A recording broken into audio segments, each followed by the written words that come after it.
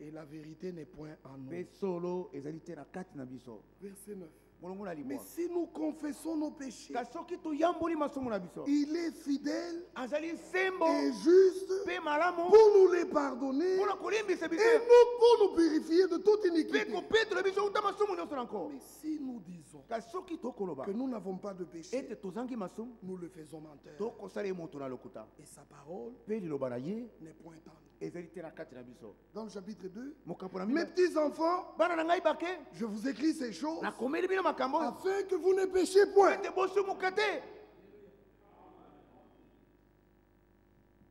Si quelqu'un a péché, nous avons un avocat, un médiateur, un intercesseur auprès du Père, Jésus le juste. Il n'est pas seulement intercesseur, il n'est pas seulement médiateur, il est lui-même la victime expiatoire pour nos péchés. Pas seulement les nôtres, mais aussi pour ceux du monde entier.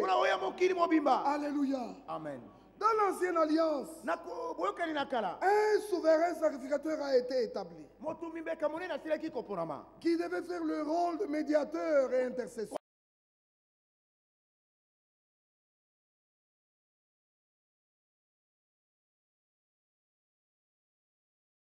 Mais celui de l'Ancien Testament, il était sujet aux faiblesses comme les hommes, comme tous les participants. C'était un homme avec des fautes, comme les autres qui sont restés. Alors, avant de présenter le sacrifice pour le peuple, il présentait d'abord pour lui-même. Il implorait que Dieu le pardonne, qu'il accepte de le pardonner, de ne pas compter ses péchés. Ensuite, il présentait le péché du peuple. Vous lisez ça dans Hébreu. Ceci est très merveilleux. Hébreu chapitre 7. Cela est écrit comme ça. Ces sacrificateurs étaient comme ça. Mais il est différent du nôtre. Jésus-Christ est différent du sacrificateur de l'Ancien Testament. Ici au verset 23, il est écrit: il y a eu des sacrificateurs en grand nombre parce que la mort les empêchait d'être permanents. Alors on remplaçait des sacrificateurs, on les remplaçait. Les premiers mouraient.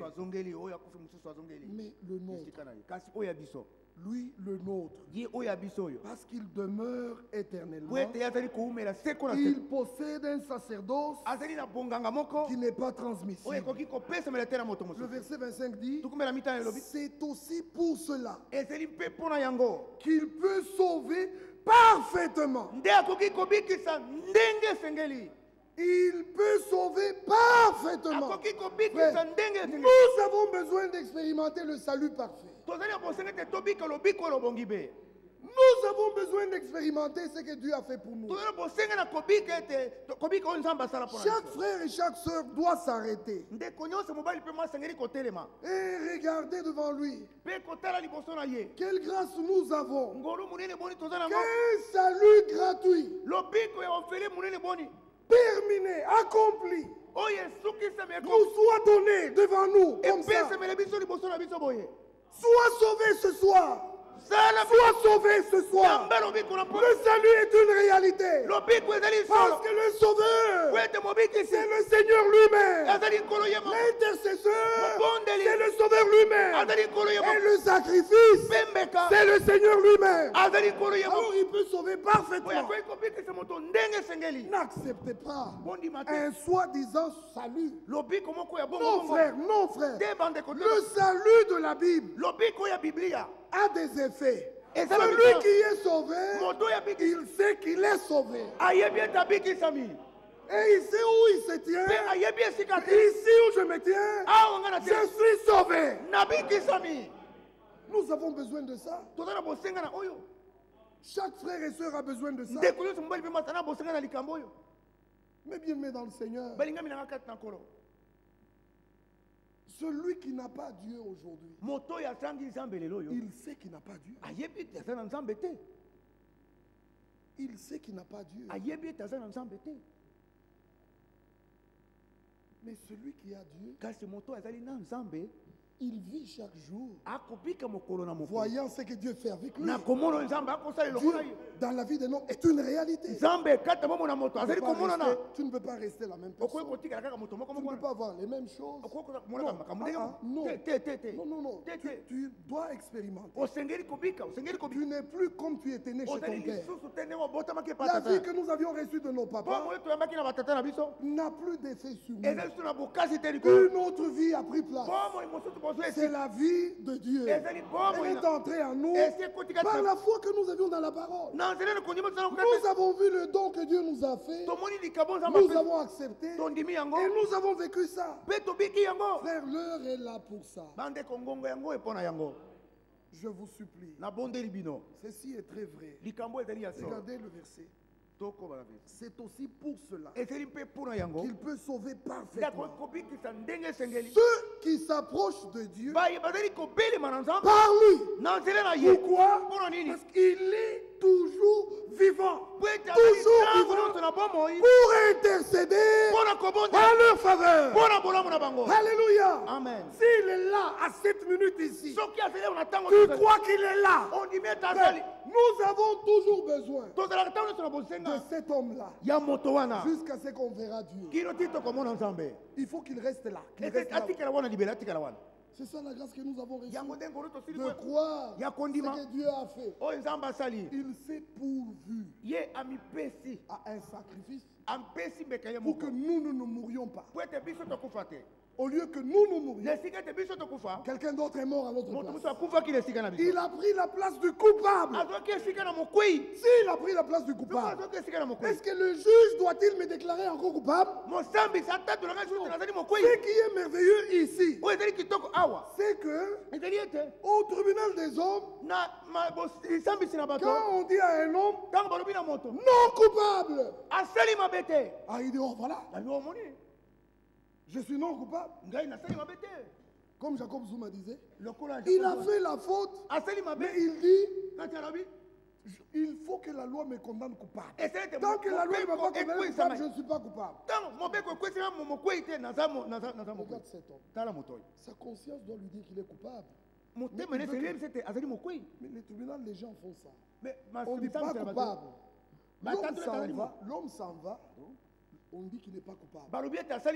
Mais quand il s'en va, il a la même faute attachée à lui. Attaché à lui. C'est la vérité.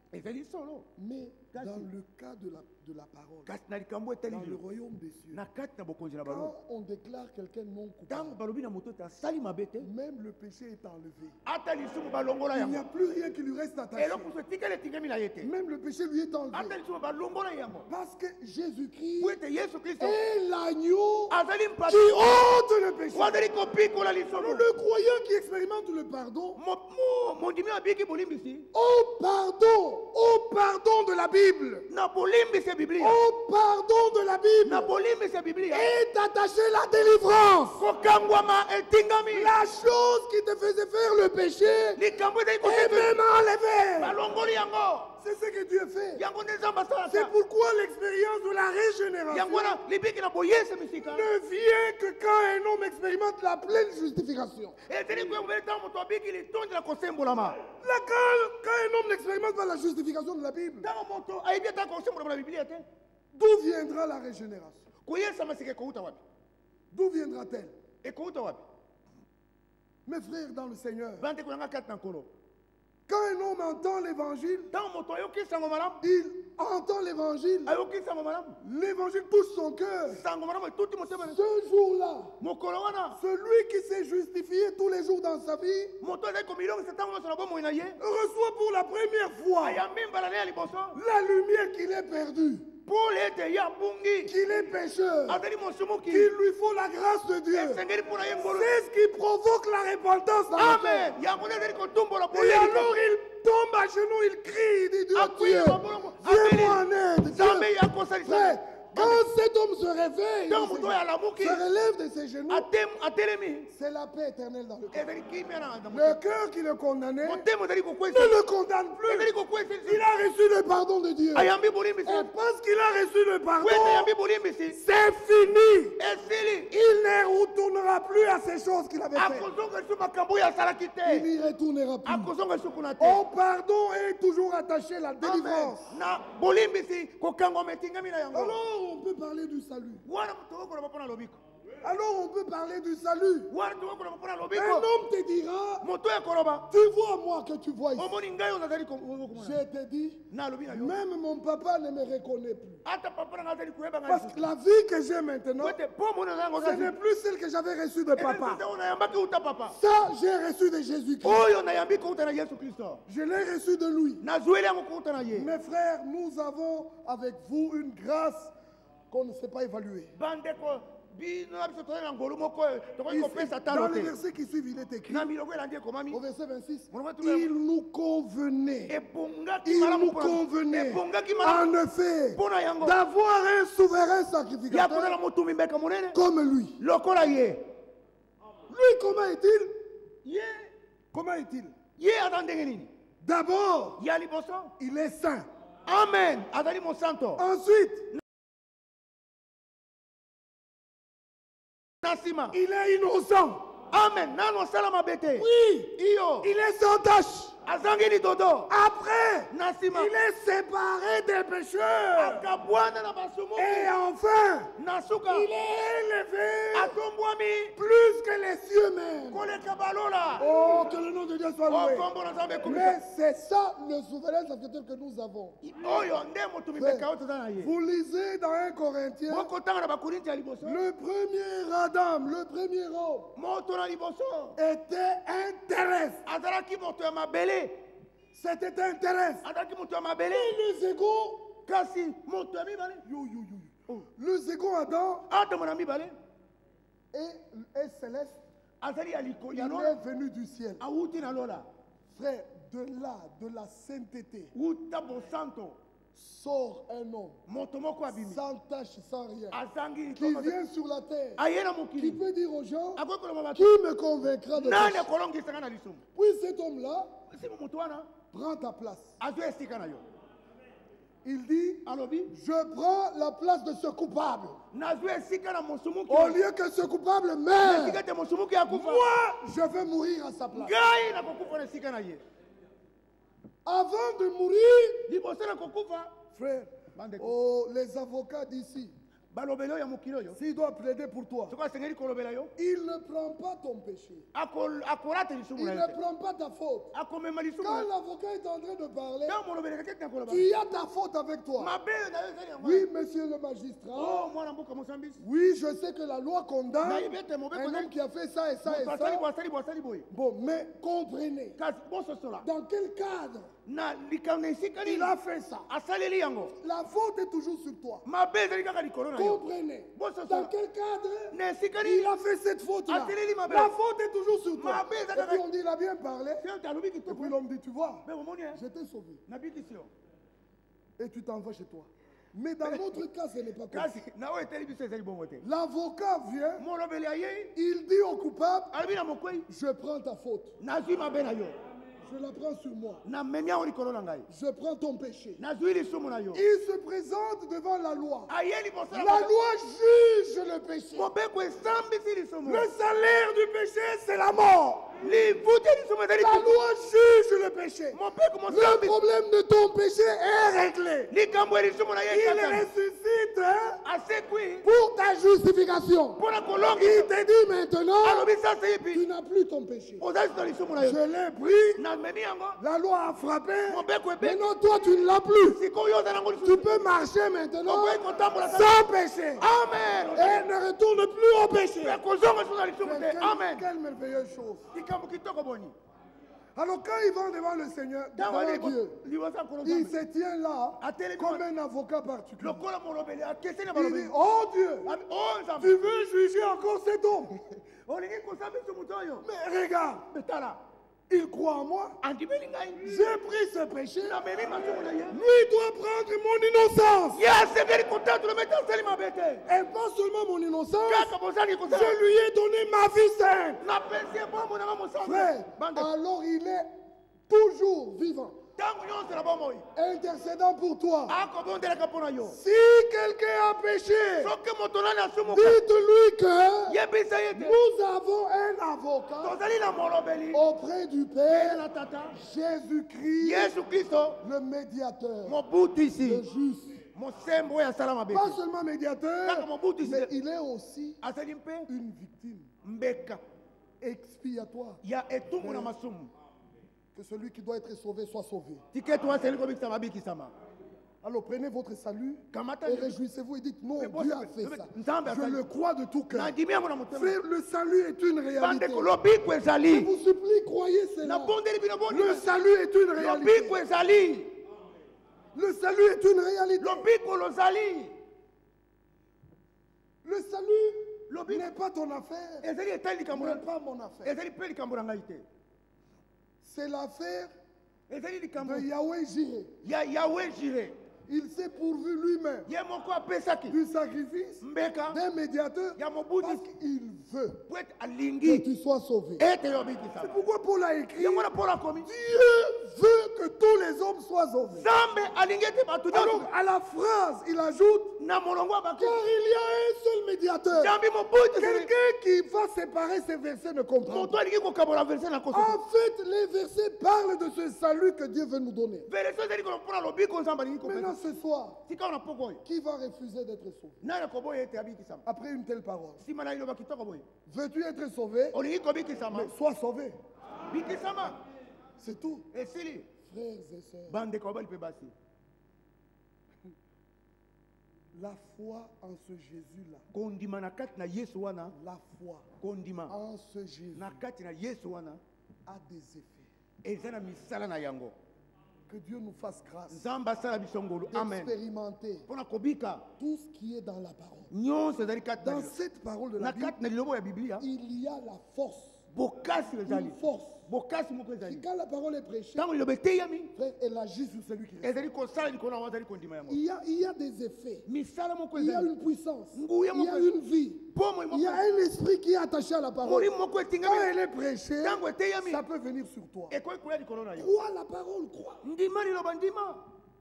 C'est pas seulement un problème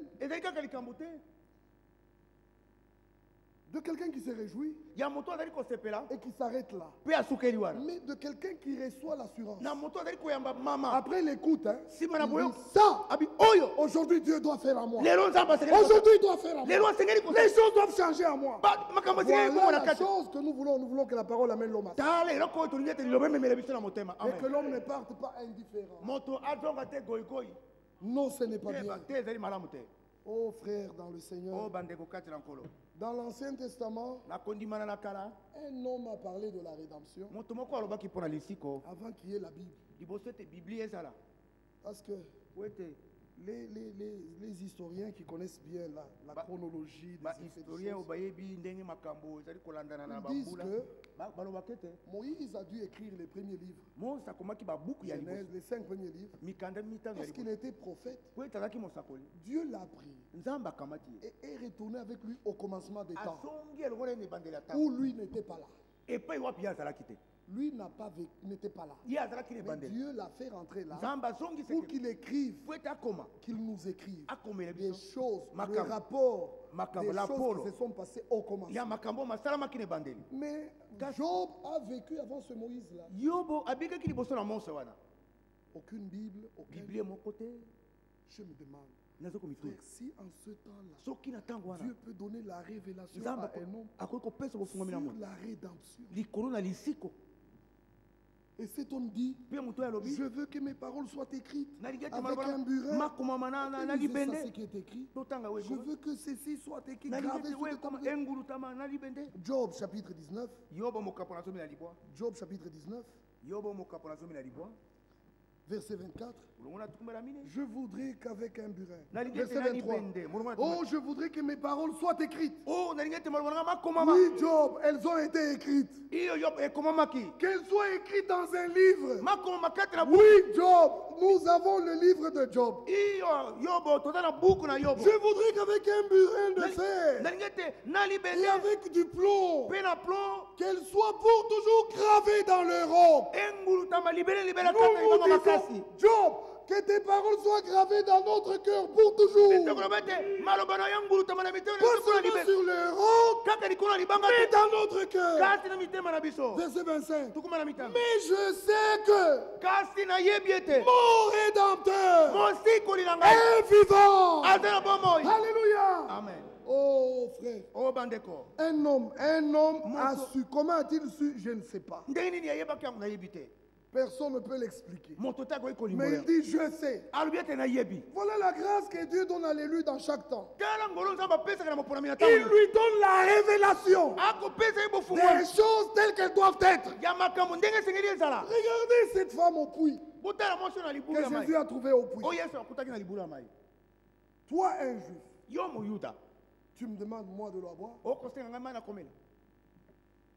Jésus lui dit, si tu connaissais le don de Dieu, et qui est celui qui te demande, c'est toi qui lui aurais demandé. Cette femme dit, tu n'as pas, le puits est trop profond. Tu n'as rien pour puiser. Comment vas-tu puiser? Vous connaissez l'écriture. Et puis, va, appelle ton mari. Je n'en ai pas. Tu dis vrai. Tu as eu 5. Et le 6e n'est pas ton mari. Écoute les paroles de cette femme. Jean chapitre 4. Que Dieu fasse grâce à chacun. Pas seulement d'écouter une prédication, mais d'arriver à cette expérience, de connaître parfaitement les choses qui appartiennent à notre salut, les choses qui sont liées au plan de la rédemption. Ici, il dit, verset 15, la femme lui dit, Seigneur, donne-moi cette eau, afin que je n'ai plus soif et que je ne vienne plus puiser ici. Va, lui dit Jésus, appelle ton mari et viens ici.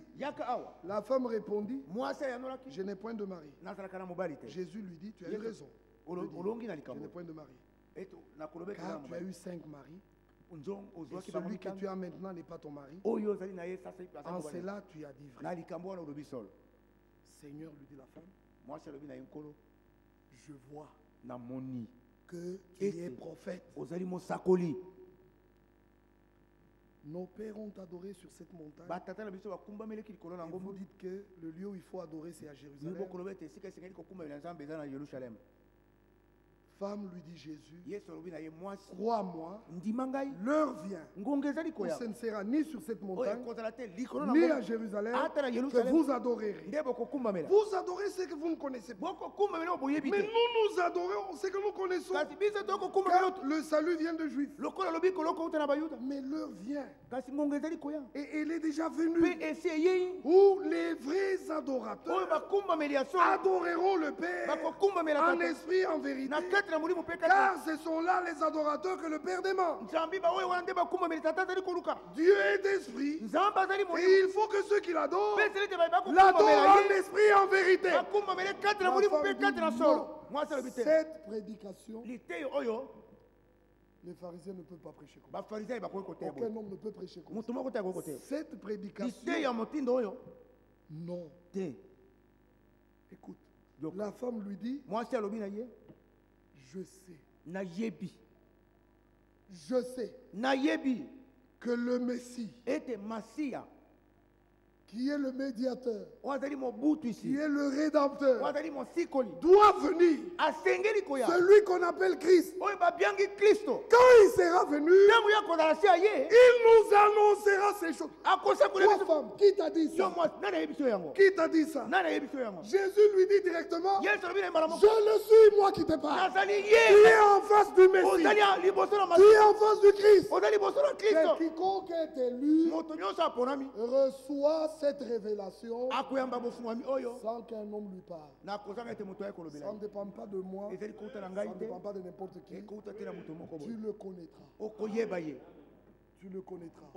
C'est quelque chose de très merveilleux. Ici, Job dit, je sais que mon Rédempteur est vivant. Et cette femme dit, je sais que le Messie viendra. C'est qu'elle croyait déjà au Messie avant que le Messie soit là. Et quand le signe du Messie apparaît, elle reconnaît, elle dit, le Messie viendra et nous dira ces choses. Et Jésus lui dit, tu es déjà devant le Messie. Elle croit. Elle croit. Peux-tu aussi reconnaître que Dieu soit avec toi? Frère, il ne reste plus de temps. Le temps est terminé.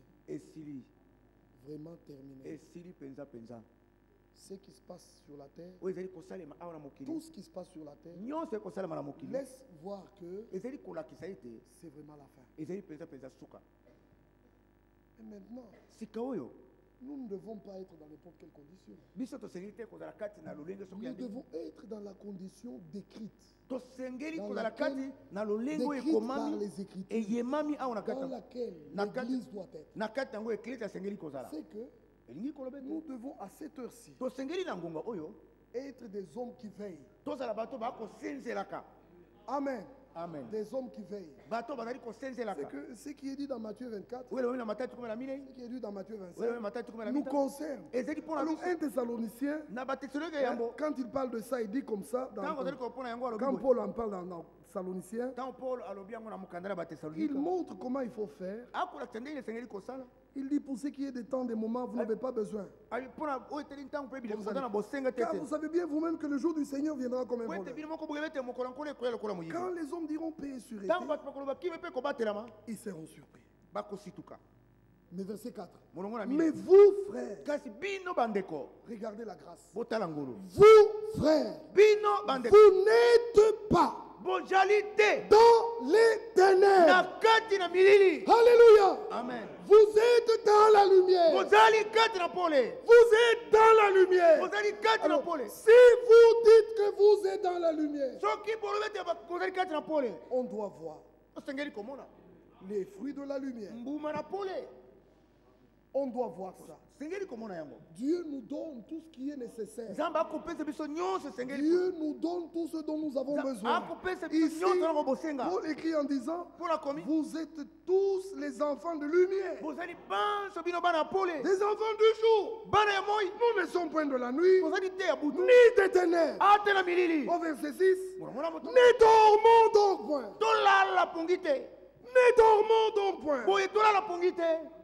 Comme les autres qui dorment. Mais nous veillons et soyons sobres. Car ceux qui dorment, dorment la nuit. Ceux qui s'enivrent la nuit. Mais nous qui sommes du jour, soyons sobres. Ayant revêtu la cuirasse de la foi. Ça c'est merveilleux. Et l'Écriture montre les choses qui nous sont données. Quand vous lisez ça, cuirasse de la foi, de l'amour et un casque de joie, vous allez les lire dans Éphésiens, chapitre 6. 10, où il est dit, fortifiez-vous par sa force toute puissante. Il ne s'agit pas de toi de fabriquer. Non, c'est la même chose, c'est la promesse est là. Comme il a été dit aux disciples, restez à Jérusalem, vous recevrez une puissance survenant sur vous. Le Seigneur met à disposition ce qui est nécessaire pour notre fin.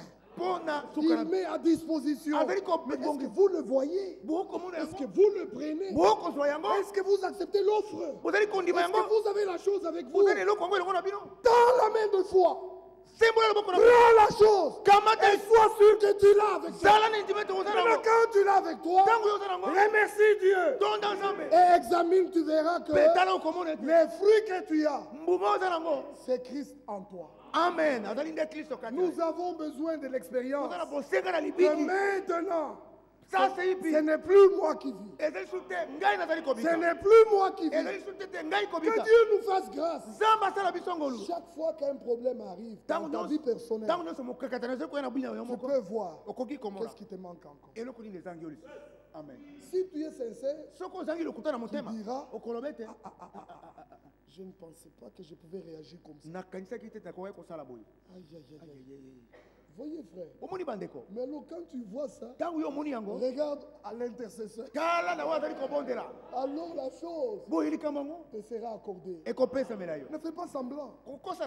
Ne fais pas comme si tout est bien. Quand tout n'est pas bien, sois seulement sincère. Et dis Seigneur, ici tu dois m'aider. Ici, tu dois m'aider. Parce que ce qui s'est manifesté à moi hier. Non, non, non, non. Tout ce que j'ai entendu, tout ce que j'ai reçu. Mais ceci est encore à moi. Ah, Seigneur, il nous aidera. Le Seigneur, frère, il écoute nos prières. Amen. Surtout quand il s'agit de notre salut, il veut que tu sois sauvé. Parce qu'il veut que tu sois sauvé, il va te révéler la vérité nécessaire pour que tu marches. Réjouissons-nous seulement de ce que nous sommes à l'endroit. Nous sommes à la place où Dieu dispense Amen. de ces choses-là. Vous vous imaginez que si on était ailleurs, dans l'histoire de la préparation, vous pouvez vous souvenir de l'histoire d'Esther. Il est écrit dans la Bible qu'elle trouva grâce aux yeux d'Égée.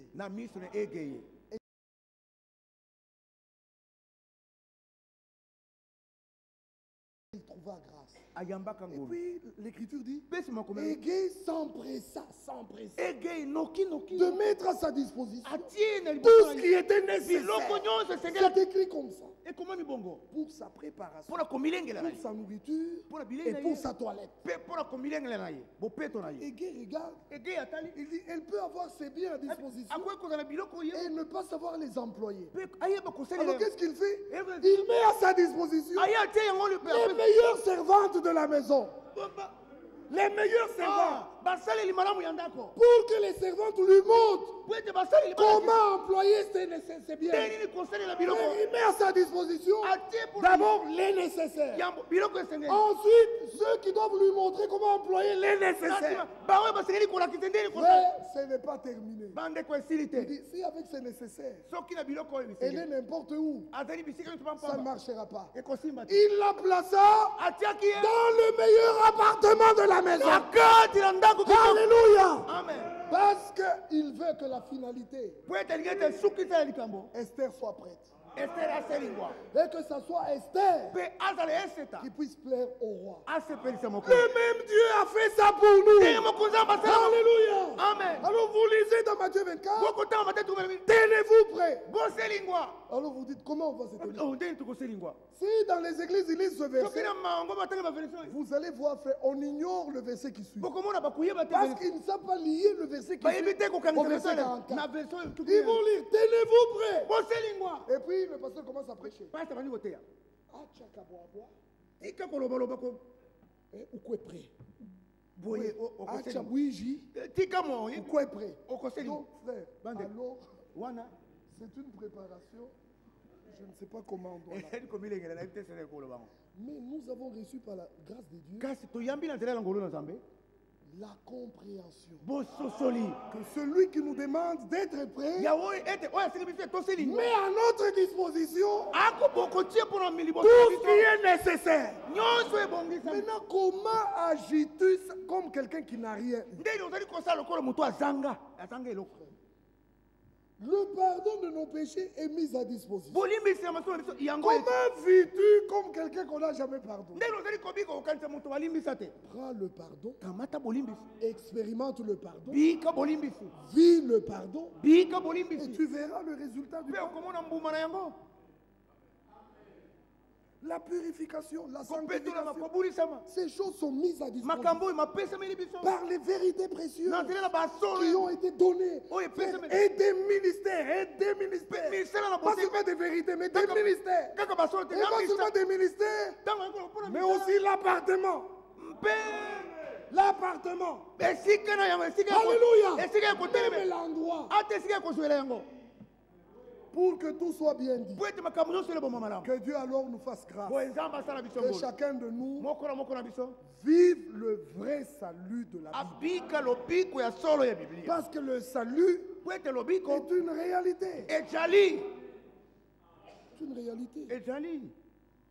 Alors il y a des gens qui se promènent. Aujourd'hui, ils se réjouissent. Ah, je suis sauvé, moi, je sais, je vois le message, tout ça. Et puis demain, tu le vois cassé. Il est là. C'est quoi, dit frère? Tout a poté à sa moucheuse. Tout a poté. On va se perdre.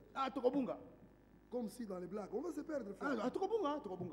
Qui te dit que tu vas te perdre? Jésus t'a déjà trouvé. Tu es à l'endroit où il y a le salut. Toi, prends le salut et tu ne parleras plus d'être perdu. Si tu ne prends pas le salut, aujourd'hui tu es sauvé. Aujourd'hui tu es dans la joie. Mais que Dieu nous vienne en aide. Ce que nous disons ici est vrai. Regardez mes frères dans le Seigneur. Ici Job dit ça. Je sais, moi je sais que mon Rédempteur. Job, connais-tu le Rédempteur? Il dit oui. Je connais mon Rédempteur. Je sais qu'il est vivant. Job, comment l'as-tu connu? Non, il s'est révélé à moi. Je sais qu'il y a un Rédempteur. Pas un Rédempteur. Mais ce Rédempteur-là est mon Rédempteur. Verset 25. Mais je sais que mon Rédempteur est vivant. Ensuite il dit qu'il se levera. Le dernier sur la terre. Quand ma peau sera détruite, il se lèvera. Après que ma peau aura été détruite, moi-même Job, je le contemplerai. Frère, à la rédemption, Job lit la résurrection et la grâce d'expérimenter l'immortalité et aussi l'incorruptibilité. Il en parle dans ces versets. Il en parle dans ces versets. Il parle du Rédempteur, de la résurrection, de l'immortalité et puis de l'incorruptibilité. Il en parle dans les quelques versets. Il dit, je le verrai. Et il me sera favorable. Mes yeux le verront. Et non ceux d'un autre.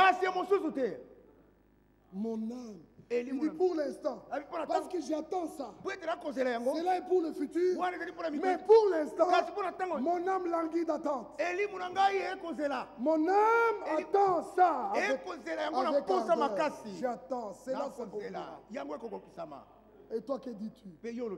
Le Rédempteur du Job, le Rédempteur de Job, était dans le futur. Il était à venir.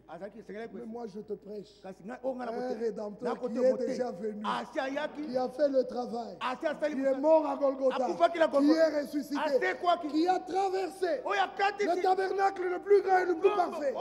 Il est entré dans le ciel même en y amenant son propre sang. Et s'est assis à la droite de la majesté divine. Il intercède pour toi. Quoi cela? Et réjouis-toi. Maintenant que ta foi soit forte. Dans Job 33, Job dit, il dit ceci. Il parle de cet homme qui est séparé avec Dieu, qui descend dans la mort. Il dit, verset 22, son âme s'approche de la mort, sa vie des messagers de la mort. Mais s'il se trouve pour lui un intercesseur, Job connaissait tout ça. Frère, Job connaissait tout ça. Mais maintenant, toi, tu as les paroles des prophètes. Tu as des types. Tu as des exemples. Tu as les ombres. Tu as la chose accomplie. Et puis prêcher. Tu peux regarder de la Genèse.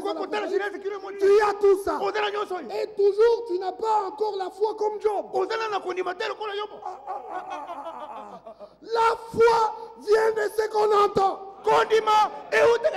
Regardez combien de types, combien d'ombres, combien de choses nous ont présentées. De cet intercesseur, de cet avocat. Frère, Dieu veut que vous soyez sauvés.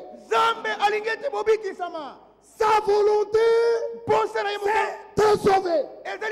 Alors en écoutant cette parole, crois dans le salut de Golgotha.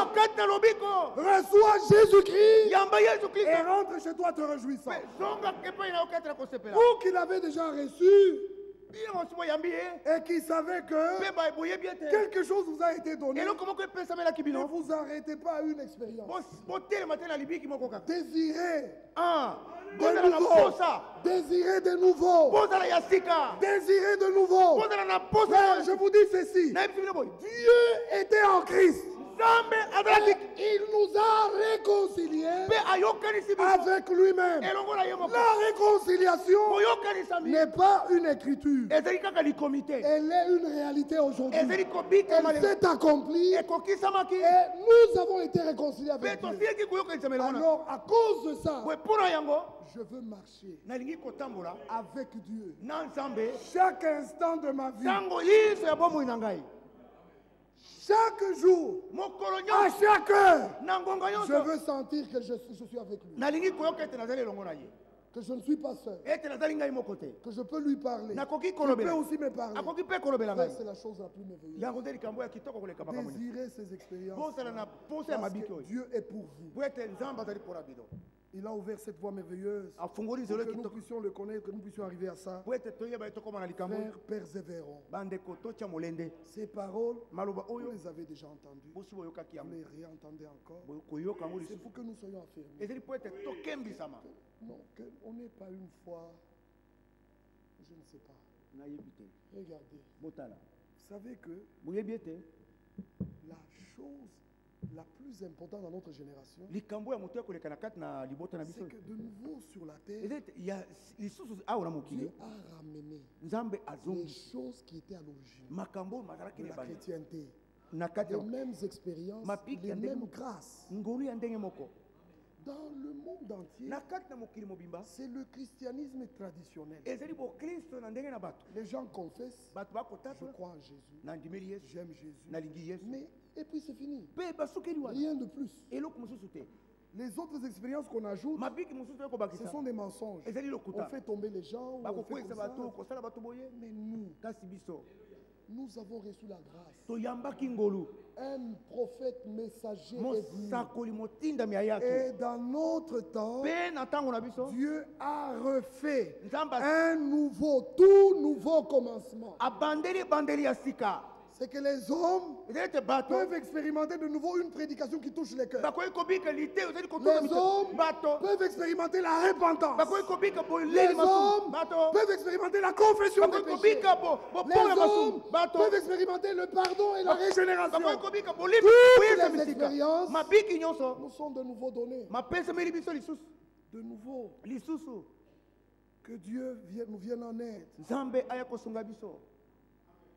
Si vous croyez, vous êtes bénis. Le prédicateur ne peut pas ajouter plus. Après que le prédicateur ait prêché comme ça et les gens disent oui, nous croyons. Notre prédicateur a maintenant la grâce de dire écoutez, quand vous croyez, rentrez chez vous heureux. Vous avez la vie éternelle. Il peut leur dire ça. Mais toi, quand tu rentres, tu as la vie éternelle. Crois que tu l'as. Et reste là en disant la vie est à moi. Et vis cette vie parce qu'elle t'est donnée. Vis-la parce qu'elle t'est donnée. Que Dieu soit avec toi, rentre chez toi. Tu es heureux, rentre chez toi. Que ce ne soit pas seulement une confession, mais prends ça et vis ça. Il faut que Dieu nous fasse grâce, frère. Nous arrivons à la fin, il faut que Dieu nous fasse grâce. Frère, je ne sais pas. Vous aviez entendu l'histoire de... Vous aviez vu, vous aviez suivi peut-être vous aussi, l'histoire de l'enfant qui on a appliqué le mouchoir, sur lequel Frère Franck a prié. Je suis allé voir cet enfant. Dans cette famille, c'est la petite fille a fait un billet. Et sa maman m'explique, elle dit, le mouchoir a traîné pour arriver. Et la situation s'est dégradée. Et l'enfant ne mangeait plus, devenait de plus en plus maigre. Maintenant, quand le mouchoir est arrivé, frère, le mouchoir n'était même pas encore appliqué. C'est que la maman est allée avec le mouchoir à l'hôpital. Et l'autre, là où il y avait l'enfant, que l'enfant a vu sa maman. Elle dit les effets étaient déjà là. L'enfant a été pris, il est tombé. Qu'est-ce qu'il y a? Et maintenant la maman ne savait pas qu'est-ce qu'il y a. Elle dit non, vite, il faut que je mette le mouchoir. On a mis le mouchoir. On a amené l'enfant vite, en courant. Là, quand on a amené l'enfant, elle est restée, elle a dit oh, je ne sais pas. Mais déjà la guérison prenait place. Déjà la guérison prenait place. Frère, je suis resté, j'ai dit, qu'est-ce que fait Franck a? C'est seulement cette parole qui vit en lui. La parole est en lui. Et quand on a parlé de ça, il devait prier sur un autre mouchoir. Alors il fait comme ça, il dit, je ne sais pas si vous comprenez que la chose que nous prenons, c'est la chose qui est importante. Frère Branham mettait des petits morceaux de tissu qui touchaient son corps. Parce que la transpiration sort de son corps et touche le tissu. C'était suffisant. C'était suffisant. On pouvait prendre ça, aller mettre sur les malades. Il dit c'est la même chose. Il dit si aujourd'hui, regarde ce que Jésus a fait. Il a pris quelque chose qui sort de lui. La salive. Il a mis la terre. Il l'a mis sur les yeux. Si je fais ça aujourd'hui, on va me lapider. Mais de quoi est-il question? C'est la parole que nous portons en nous. C'est le ciel en nous. C'est Dieu en nous. C'est la vie en nous. C'est l'esprit en nous. Je n'ai pas plus, tu n'as pas moins. C'est la même parole. Si tu crois que tu as la même parole, voici les signes qui accompagneront. Vous imposerez les mains sur les malades. C'est la parole qui fait ça. Mais c'est la parole. Alors si déjà elle agit en toi, elle arrête le vieil homme. Elle arrête les œuvres de la chair. Si déjà elle est en toi, mais va, impose les mains sur les malades avec assurance. Parce que la parole agit déjà en toi. Elle agit déjà en toi. Elle te change. Tu es participant de l'action de la parole. C'est le croyant qui a ce privilège. Oh, frères et sœurs, la parole doit nous changer. Elle est puissante pour nous changer. Parce que la parole, c'est Dieu lui-même. Pour que cette grâce nous soit donnée, tous nous comprenions que non, nous avons reçu quelque chose. Maintenant, avec tristesse, on peut dire,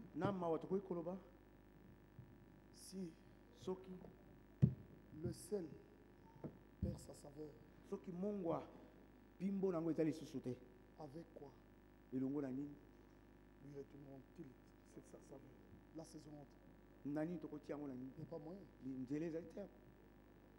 Frère, si cette parole ne peut pas agir en toi, rien d'autre ne peut rien faire. Rien d'autre ne t'aidera. La parole doit agir. Elle doit agir. Qu'elle agisse maintenant. Frère, que tous nous disions